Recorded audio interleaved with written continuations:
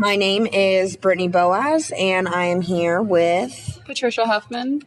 We are here to talk about diversity in education, and the topics we've chose to cover are racial and ethnic, socioeconomic, gender stereotypes, and gay students. I am a African American female from a predominantly white town.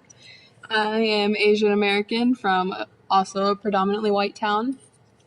So for me, racial and ethnic kind of backgrounds, there were not very many black people. I think we had at most 20 other black students in my place. And yeah, in my entire school district, because I grew up there, we have probably 3 Asians overall in elementary, middle, and high school. So growing up, how did that kind of make you feel? Growing up, I didn't actually notice how it was affecting me because I kind of grew up with everyone, so they would say things that were like kind of not right, and I knew they weren't right, but I would just go along with it because it was so normal to me. And it probably wasn't until high school where I kind of was like, yeah, I'm Asian, but that doesn't correlate with anything other than how I look. And so, like, now, how would you think that other people would kind of feel about that? Like, now, other students that are going there? I think people who go to my high school are way more accepting than they used to be. I think, not to be like a snowflake, but I was probably one of the first Asians at my school. So for my class to grow up with someone who was different, I think it was good for them because that's something they probably never would have gotten otherwise. And as I've grown up, it went from being an all-white school to a school with 3 Asians. Now there's at least 2 black two black families and 1 Hispanic person. So like it's improved, but then there's still a lot of weird racial issues. All right. So for socioeconomic, I'd say middle to lower class. I'm from a very rural area. And I know that for me growing up, like I grew up with a lot of people who were a lot more wealthy and had the nicer cars, had the nicer clothes, didn't have to worry about if they were going to have to charge for lunch that day. Whereas for me, I was on free and reduced lunch, so I paid 30 and 40 cents for my lunches.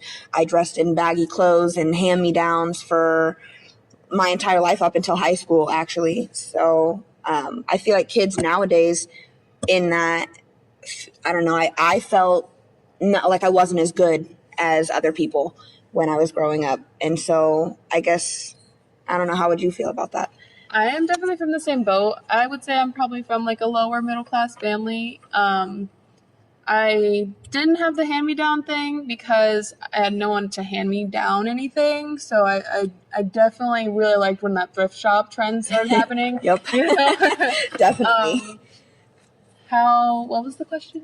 So how do you think that, like, how did that affect you different than someone else? I think it really made me appreciate my family more and what I have more. I agree with that. A lot. I'm very simplistic now. I don't need the material things like the newest cell phone or the latest Jordans. And, how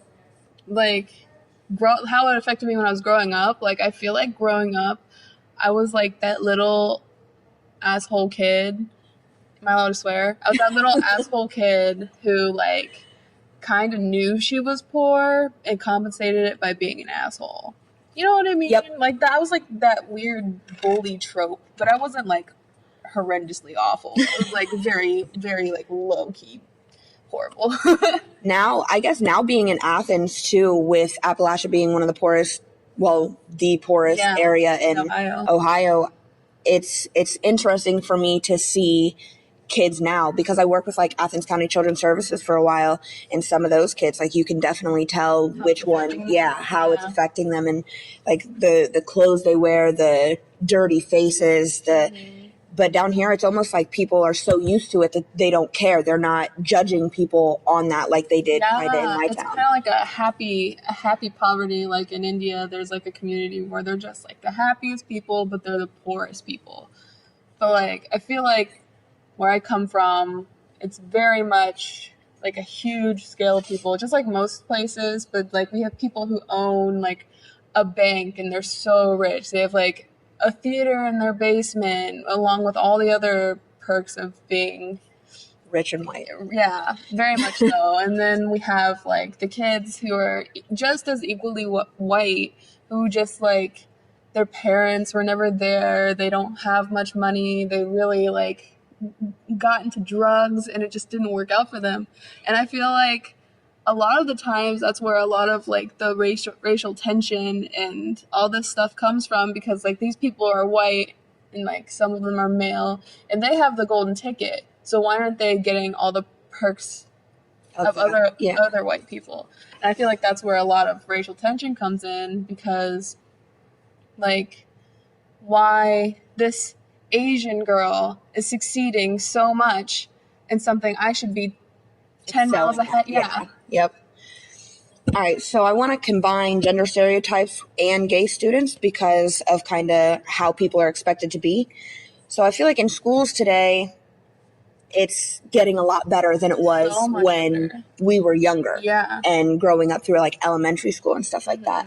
Because, I mean, I went and worked with my elementary school over winter break, and I saw girls dressed in like little camouflage pants and boots, and I saw guys in pink t-shirts. I mean, and I was working in a first grade class. They were all playing with different trucks and Legos and stuff. It wasn't girls had to come over here and color and do girly things. I mean, all the kids were playing together. It wasn't bad. But when I was younger, I mean, definitely boys were trucks, girls were coloring and braiding each other's hair and talking about their new clips and stuff like that. Like, see, I don't think I had that growing up. Like, growing up, I was never aware of my gender. I very much, like, dressed like a child who didn't know how to dress and just wanted to be comfortable. And I very much did whatever I wanted to do. Like, if I wanted to play tag on the playground, I was going to play tag on the playground. Yep. There's no way I was that kid over by the tree digging in the dirt, pulling out worms. That was me as a kid. For sure. So, like, I never had any of the gender things growing up. But I think more of the LGBT problems came up when I was in like high school. Middle school is like a fuzzy area because everyone's just like kind of shitty in middle school. Yeah. But, like the high school one is like, that's when people are like starting to like not to be cheesy, but actually find themselves, like, to understand themselves. And that has definitely changed in the 4 years I was in high school. Like, it started off when I was a freshman. Everyone, it was like so anti-gay. Like, if you were gay, you were like the worst person to exist. Oh my gosh, the word faggot. Yeah. And then it got to senior year of high school. Like, one of my friends who was a year younger than me came out as a gay man. He was like a star football player. He's in college right now playing football. Nice. He had like everyone kind of knew he was gay, but he never admitted it. And like, he had so many friends who were like openly homophobic, being so neutral now because he like spoke up about it. Yeah, that's awesome. I knew a lot of people. I knew quite a few people to come out in high school, and I was never one of those. Like, I never thought about it, never had that. And then my sophomore year in college, which is this year, I started dating a girl named Melanie. She's pretty great. But so now I'm starting to be like, I've always been aware because my sister Tristy's gay, but for me, like personally, it's starting to get to a point where I'm more aware of everything, like in TV shows and walking down the street and in movies and stuff. Like, I'm much more aware, and I feel really good about it. But I feel like it kind of would have taken me until college, where people are so much more open and accepting, and you yourself are kind of like, I don't care what other people think anymore. They're not important to me. They have no effect on me. I need to be here for myself and be happy for myself. And I think it's really hard in like whether it's elementary, middle, or high school to kind of break out of that, because everybody's known you for so long and they have this certain opinion of you. So you have this certain opinion of you. And I feel like it's a lot harder for people to come out at a younger age. Yeah, little off topic, same topic. But like, it's like when you get to know yourself more, the world gets a little sadder, but you get a little happier. You know what I mean? Like, definitely. Like, like when I started to embrace the fact that I was Asian American, when I realized that there's like almost no one representing Asian Americans in media, it's kind of disheartening because like you don't notice it until there is an Asian, like there is someone who's like you, and you're like, this is amazing. Like I've needed this my whole life. Like I didn't even know it. I can relate to that so much, and it's like a simple scene in a movie, like everyone's just watching and you're just like bawling your eyes out because you're like, I really could have used this when I was like a small little 12-year-old. Yep, definitely. But like back on the straight, and on the gay, on the crooked arrow. How do you identify? Seeing right now, since I'm so new to being with a girl, I don't know how I identify. I think I would identify more as pan because I like a person for themselves, not necessarily. I don't care about a sex. That doesn't, or that doesn't bother me. What about you? I've never actually been in a relationship with a woman, but I identify as bisexual because I know myself. But I could be pan because I am very much like you. I like people. Like it doesn't matter if you're trans or like I like people depending on their personalities. And so when we talk in school about like health and sex ed and all that stuff, do you think that they should like gay and lesbian, kind of attributes should be added into that curriculum? For sure. Like what kind? Like safe sex for gay people, lesbians, like safe sex for everyone. Like I didn't even know dental dams existed until like a month ago. What's a dental dam? Exactly. I don't know what that is. Like a condom for a straight couple, it's like that. Like you put it over the genitalia and it makes a barrier between like which is important. Like it's really important for people to know. See, and I mean I still didn't know that. And no one knows it. And I don't like people have this weird notion that if we give these children an education about some things, it's going to turn them into these things. That's not how it is. Like education is something that broadens your mind, makes you knowing more things in vast different areas, makes you all around a smarter person. That's why when we go to college, it's liberal arts. Like they want us to be well-rounded people with knowledge of many things. It's very frustrating. It's so frustrating because especially schools that don't even teach that'll teach abstinence rather than like how to go conduct safe sex. And it's been proven time and time again that has increased teenage pregnancy. It has increased like the spread of STDs. Like it's been proven on multiple occasions, and still people refuse to look at it any other way but religiously. My health teacher, my freshman year, told us that she had a girl come up to her and tell her that she thought that you couldn't get pregnant if after you had sex you stood up and jumped up and down because the semen would fall out. Exactly. Another kid told her that if you put Skittles in the vagina, you can't get pregnant. Don't know how that logic came up.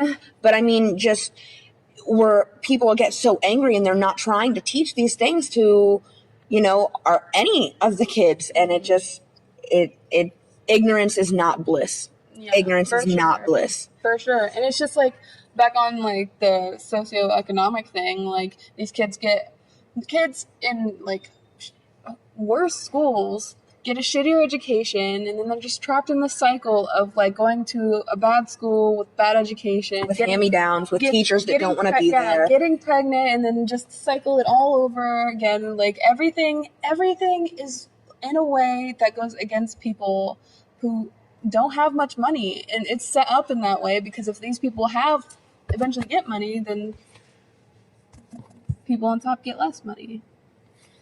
All right. I'm going to close it down. My name is Brittney.